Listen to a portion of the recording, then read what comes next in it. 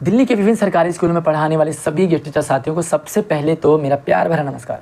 साथियों, चाहे सैलरी बढ़ने का मुद्दा हो, चाहे जॉब सिक्योरिटी श्योरिटी के लिए 58 या 60 साल की पॉलिसी का मुद्दा हो, या रिलीव्ड साथियों के फिर से स्कूलों में ज्वाइनिंग का मुद्दा हो, एट प्रेजेंट टाइम में सभी गेस्ट टीचर साथियों के ये 3 ही बड़े मुद्दे हैं। हालांकि छोटे बड़े और भी हो सकते हैं, लेकिन इन्हीं तीनों मुद्दों में सारे जो बाकी इंक्लूड हो जाते हैं। इसलिए इन्हीं तीनों मुद्दों के लिए, तीनों मुद्दों पर मैं चर्चा बातें आप लोगों के साथ शेयर करना चाहता हूं। भले ही आप लोगों को मेरा चेहरा या आप लोगों को मैं पसंद ना हूं, लेकिन प्लीज़ वीडियो में जो मैं बातें आपके साथ शेयर करना चाहता हूं वो सभी गेस्ट टीचर के लिए बहुत इंपॉर्टेंट है। देखिए, अगर हम जॉब में ही ना रहे, हम रिलीव्ड हैं, तो बाकी सारे मुद्दे हमारे लिए बेकार हैं। भैया सैलरी बढ़ जाए तो क्या फ़ायदा, पॉलिसी बन जाए तो क्या फ़ायदा, हम जॉब में ही नहीं हैं। तो सबसे पहले जो रिलीव्ड साथी हैं वो जॉब में कैसे आएंगे, ये सबसे बड़ा मुद्दा है। अब बहुत सारे साथी जो वर्किंग हैं वो कहेंगे भैया रिलीव वाले रिलीव हो गए, लेकिन ऐसा नहीं है, वो भी दोबारा से जॉब में आ सकते हैं, लेकिन आ क्यों नहीं रहे हैं वो इम्पोर्टेंट समझना बहुत ज़रूरी है, ताकि हम समस्या है तो सॉल्यूशन तक हम पहुँच सकते हैं। साथियों, 7-8 साल से सैलरी नहीं बढ़ी, तो आप ये देखिए कि महंगाई कहाँ से कहाँ बढ़ती जा रही है, साल दर साल बढ़ रही है। तो 7-8 साल से महंगाई कितनी बढ़ गई है, लेकिन अगर एक ही सैलरी पर काम करते रहें तो भैया दिल से काम करने का मन भी नहीं करता। देखिए, जॉब करना मजबूरी है क्योंकि घर परिवार भी चलाना है, और अब इस कंडीशन में, जो कंडीशन गेस्ट टीचर की है, उस कंडीशन में कहीं बाहर जाना भी बहुत मुश्किल है। अच्छा, सैलरी भी बढ़ जाए, रिलीव वाले ज्वाइन भी हो जाएँ, लेकिन अगले महीने निकाल दिए जाएँ, फिर कोई आ जाए हट जाए, तो यार जब तक जॉब की सिक्योरिटी ना हो, श्योरिटी ना हो, कोई पॉलिसी ना बन जाए, तो तब तक सैलरी बढ़ना भी बेकार है और हमारा ज्वाइन होना भी बेकार है। तो इम्पॉर्टेंट है कि भैया पॉलिसी भी बननी चाहिए, सैलरी भी बढ़नी चाहिए, लेकिन बात यह आती है कि बढ़ेगी कैसे, पॉलिसी बनेगी कैसे। एक बात तो हर एक गेस्ट टीचर को समझ लेना चाहिए कि गेस्ट टीचर बहुत मेहनती है दिल्ली का गेस्ट टीचर, क्योंकि जो दिल्ली का जो शिक्षा मॉडल है वो गेस्ट टीचर साथियों की बदौलत ही स्टैंड कर चुका, स्टैंडिंग पोजीशन पे, बहुत अच्छी पोजीशन पे है। तो यार कब तक दूसरों के लिए काम करोगे, बहुत डेडिकेशन है, हार्ड वर्क भी करते हैं, पढ़े लिखे भी हैं, एजुकेटेड भी हैं, बच्चों से जुड़ने वाले भी हैं, तो भैया खुद से कब जुड़ोगे। सबसे बड़ा सवाल ये है कि जब खुद की आपकी जॉब नहीं रहेगी तो फिर दूसरों के बारे में सोच करके शायद कब तक और कहाँ तक रह और जी पाओगे। अच्छा, बातें बहुत बड़ी बड़ी होती हैं। गेस्ट टीचर चाहता बहुत कुछ है। दिल्ली का गेस्ट टीचर चाहता है, जो रिलीव है वो चाहता है कि भैया मेरी ज्वाइनिंग हो जाए, अच्छा सा स्कूल मिल जाए, हमारी सैलरी बढ़ जाए, अच्छी सी सम्मानजनक सैलरी हो जाए और हमारी पॉलिसी भी बन जाए। लेकिन समस्या ये आती है कि भैया ऐसे सोचने से तो होगा नहीं, तो होगा कैसे। देखिए, डिमांड बहुत बड़ी बड़ी है, सोचते बहुत बड़ा बड़ा है, लेकिन हरियाणा में जो पॉलिसी बनी है, 58 साल की हरियाणा में पॉलिसी बन चुकी है। और अभी हाल फिलहाल में आपने एक न्यूज़ देखी होगी कि भैया वहाँ पर गेस्ट टीचर्स के लिए तो पहले से पॉलिसी बनी हुई थी। अभी जितने भी कॉन्ट्रैक्चुअल एम्प्लॉयज़ हैं, जितने भी संविदा में कर्मचारी हैं, 1,20,000 की समथिंग बताया है, सबको जॉब सिक्योरिटी दे दी कि भैया 58-60 साल तक किसी को हटाया नहीं जाएगा, और मतलब साल 6 महीने में इनकी सैलरी में भी बढ़ोतरी लगातार की जाएगी। और ये गेस्ट टीचर्स जो पहले से इनकी पॉलिसी बनी है उन पर भी ये लागू होता है। मतलब बात आती है हरियाणा की, तो भैया पॉलिसी बनी है। अगर मैं आपको उत्तराखंड की बात करूं तो उत्तराखंड में दिल्ली के लगभग 5-7-8 साल बाद गेस्ट टीचर की जॉब शुरू हुई, लेकिन आज उत्तराखंड में जो गेस्ट टीचर की सैलरी है वो लगभग 30-35 हज़ार के करीब है, और वो फिक्स है। तो भैया जब बाद वाले राज्यों की स्थिति अच्छी है तो दिल्ली वालों की स्थिति आखिर अच्छी क्यों नहीं है। दूसरे बड़े राज्यों में, दूसरे अन्य राज्यों में पॉलिसी बन रही है, सैलरी अच्छी है, सब कुछ उनको सुविधाएं मिल रही हैं, फिर दिल्ली में आखिर ऐसी समस्या क्यों आ रही है। दिल्ली का गेस्ट टीचर चाहता बहुत कुछ है, लेकिन ये रियलिटी है, या आपको भी समझना पड़ेगा। हो सकता है आप में से कई सारे साथी कहेंगे कि नहीं भाई हम तो एक्टिवली काम कर रहे हैं, लेकिन जो मैं बात कर रहा हूँ वो उन लोगों के लिए नहीं कह रहा हूँ जो एक्टिवली काम कर रहे हैं, उन लोगों की बात कर रहा हूँ जो बिल्कुल ही उन्होंने हाथ खड़े कर रखे हैं, कुछ भी करने को राजी नहीं है। भैया बात अगर आप हरियाणा की करते हो तो हरियाणा वालों की तरह आपको सड़कों पर उतरना तो आता ही नहीं है।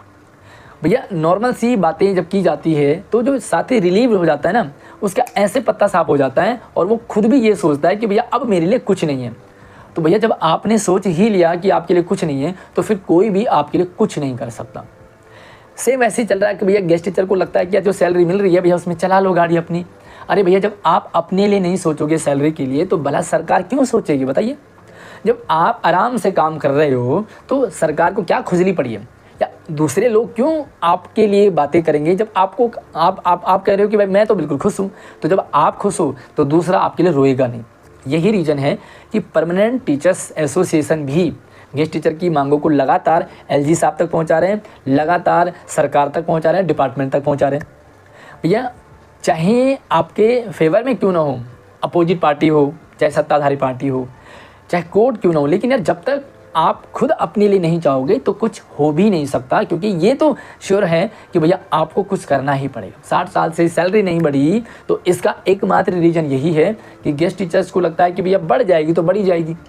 अरे यार ऐसे नहीं बढ़ती है, ऐसे कुछ भी नहीं होता। ऐसे अगर सब कुछ होता तो सब कुछ चल ही रहा होता।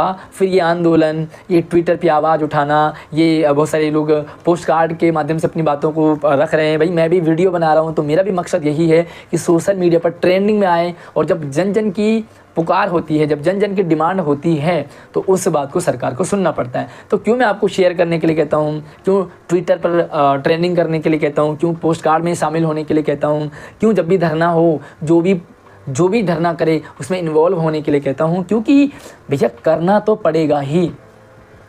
बहुत सारे साथी जब अलग अलग जगह सेमिनार वगैरह में स्कूलों में मिलते हैं, कभी बीच में कई जगह मिल जाते हैं, सर सैलरी कब बढ़ेगी। भैया सैलरी कब बढ़ेगी ये तो आप जानना चाह रहे हैं, लेकिन पलट के मैं उनसे एक ही सवाल पूछता हूँ कि भैया आप ये बताइए कि सैलरी क्यों बढ़नी चाहिए, और आपने क्या किया है सैलरी बढ़ाने के लिए। सैलरी बढ़े इसमें आपका क्या योगदान है। तो साथियों जीरो आंसर मिलता है, क्योंकि कुछ करना नहीं चाहते।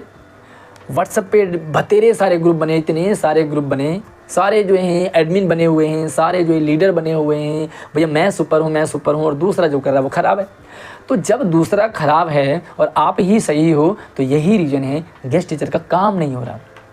अभी इतने सारे पोस्ट हैं सरकारी स्कूलों में, अभी परमानेंट साथी रिलीव होंगे, उनका सेवानिवृत्ति हो रही है ना।